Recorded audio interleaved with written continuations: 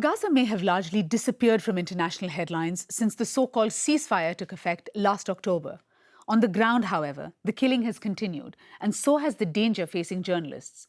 More than 260 media workers have been killed in Israel's campaign in Gaza, nearly a fifth of the territory's press corps. Those who remain work under the constant threat of danger to themselves and their families. Others face detention without charge or trial. Former detainees have described beatings, starvation, sexual abuse, and torture in jail. May was the deadliest month in Gaza this year. June is already on track to surpass it. And as much of the world looks elsewhere, at Iran, at Lebanon, at a ceasefire that exists in name only, Gaza's remaining journalists continue documenting the destruction, recording stories of survival and displacement. Sharif Abdel Kouddous is a journalist and editor at Dropsite News. He works closely with reporters still on the ground in Gaza. Sharif, thank you very much for making the time. As I said, you are working closely with Palestinian journalists in Gaza. You're commissioning reporting from them. Can you give us a sense of the state of journalism there today? How difficult is it for reporters who remain to continue documenting this genocide, which is ongoing?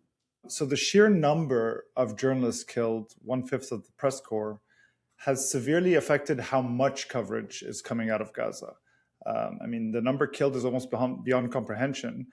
And that's not counting the vast number of journalists who have been wounded or those who have been forced to leave Gaza and who are no longer on the ground. One of the more tragic stories that captures the scale of this came through Dr. Hussam Abu Safaya. He's the director of the Kamal Adwan Hospital in northern Gaza. He was detained by Israeli forces, and there's a very famous picture of him as he's walking over the rubble towards an Israeli tank. And he was later arrested, and he's been in prison ever since. He recently sent a message asking his son to urge the prominent journalist Anas Sharif to speak about the suffering of Palestinian prisoners. Dr. Hussam Abu Safaya had no idea that Anas Sharif was assassinated nearly a year ago in an Israeli airstrike on a media tent in Gaza City on August 10th. That killed him and 5 other journalists. Israel murdered the entire Al Jazeera team in Gaza City as it was planning a full-scale invasion to take control of Gaza City, the largest city in Palestine. Such is the horror of what Israel has wrought against journalists in Gaza. So the so-called ceasefire that went into effect in October is a ceasefire in name only. The scorched earth bombing may have stopped or slowed, but the genocide continues and the killing of journalists continues. Sharif, we've talked before about Israel's systematic killing of journalists in Gaza. This is a campaign so deliberate that the names of some of these reporters appeared on target lists before they were killed. Our mutual colleague Hossam Shabat, for instance, was amongst them. How has the scale of the death, injury, and risk changed the way journalists in Gaza are approaching their work? Has it altered why they report, how they report, whether they can report at all, actually? At one point in the genocide, journalists in Gaza were being targeted by the Israeli military so frequently and systematically that they were seen as a danger to even be around. One of the primary journalists I worked with at Dropsite is a young reporter named Abu Bakr Abad. And he made the almost impossible decision to leave Gaza last year because he was suffering from malnutrition as a result of Israel's starvation campaign, but also because he felt he was endangering his family by living with them and continuing to report, and that Israel would target him because he's a journalist. So Israel's unprecedented killing campaign has become so systematic that the press vest has been turned from a shield into a bullseye. And yet the journalists who remain in Gaza, like Abdul Qadir Sabbah, who I work with closely at Dropsite News, like Muhammad Ahmed and so many others, have said that they will not stop their work, and they're determined to continue to cover what's happening on the ground, no matter the cost. They're amazing journalists still working in Gaza, and Western media outlets should hire them and work with them and platform their incredible reporting. Sharif, there's been a marked drop-off in media attention on Gaza, and this is despite the fact that the killings are continuing at a daily rate. Why is that? And how much of Israel's calculus relies on this fatigue, on the premise that it can keep continuing to kill Palestinians at this rate without people caring? There is a marked drop-off of coverage of what's happening on the ground in Gaza because there appears to be a widespread perception that is actively encouraged by the US and Israel, that the agreement in October produced a meaningful ceasefire. And now Hamas and Israel are just quibbling over the details. But nothing could be farther from the truth.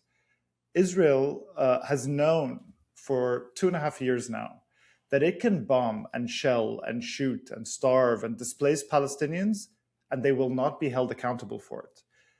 They'll be allowed to act with impunity, both by the US and European countries who are complicit in the genocide, but also by Western media outlets that continue to grant them favorable coverage or help to frame what's happening in Gaza as a proper ceasefire when it's anything but.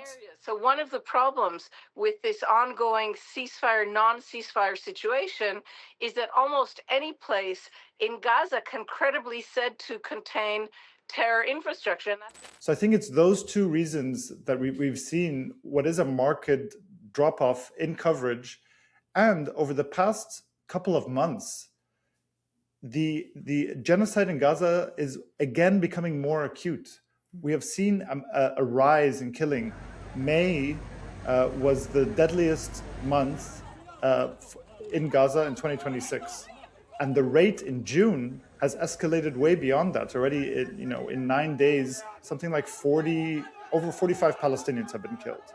And this is all happening as the world is looking away. I just want to get back to that other part of my question. How much of Israel's calculus relies on this audience fatigue, relies on the drop-off of media attention, actually? I wouldn't say that Israel bases its actions on its calculation of audience fatigue or media perception or these things. When the genocide when it was conducting its Scorched Earth campaign, there was a lot of coverage, mixed ways of covering it, but there was a lot of coverage, and Israel continued anyway. I don't think that Israel makes decisions based on how it's being perceived. It makes decisions based on whether its primary backers, the United States and Europe, allow it to. Israel cannot conduct this level of bombing without constant arms transfers from the United States. Israel would not be able to exist as an apartheid state, as a settler colonial state, without US backing constantly. So I think that as long as it enjoys the continued backing of the United States and Europe, Israel continues to do what it likes in Gaza, in Lebanon, in Iran. It's not basing its decisions on coverage. Scores of journalists from Gaza and the West Bank have been picked up and held in prison without charge or trial. And former detainees, when they come out, they talk about abuse in jail. One veteran reporter, Ali al-Samoudi, who was actually standing beside Al Jazeera's journalist, Shireen Abu Akleh, when she was shot and killed back in 2022 by an Israeli soldier, he has spent the past year in detention, and he described Israeli prisons as cemeteries for the living. What do we know about the treatment of journalists in Israeli prisons? And what impact is this having on those who are outside and who need to anticipate how they will be treated if they get picked up? These are not detention facilities, these are torture camps. Ali Samoudi is a veteran Palestinian journalist from Jenin.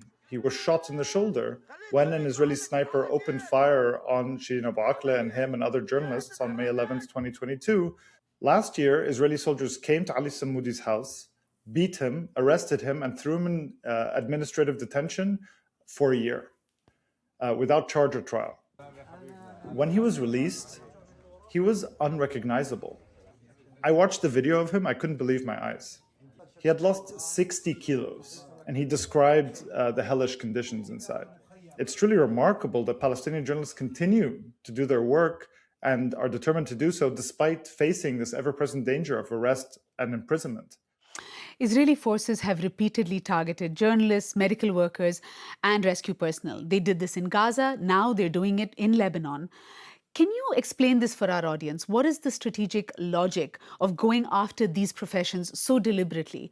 And what does a society become when it loses journalists and doctors at this scale? Lebanon is the deadliest country in the world for journalists in 2026. because Israel has gone on a killing spree of Lebanese journalists. Journalists reveal to the world what is happening on the ground, and targeting them is to silence them or to try to. Israel's killing the messenger at an unprecedented rate in order to operate in the darkness. Journalists are trained storytellers and are trained investigators. And that's why they're so valuable, especially in conflicts. And this is a genocide, the ultimate crime of crimes that needs to be documented. And so that's why Palestinian journalists have been so determined to do it. And I think that's a responsibility of journalists outside of Gaza as well. We can't let the world look away, and we need to work with Palestinian journalists in Gaza to platform their reporting and their work. Sharif Abdel Kouddous, thank you very much for joining us here at the Listening Post.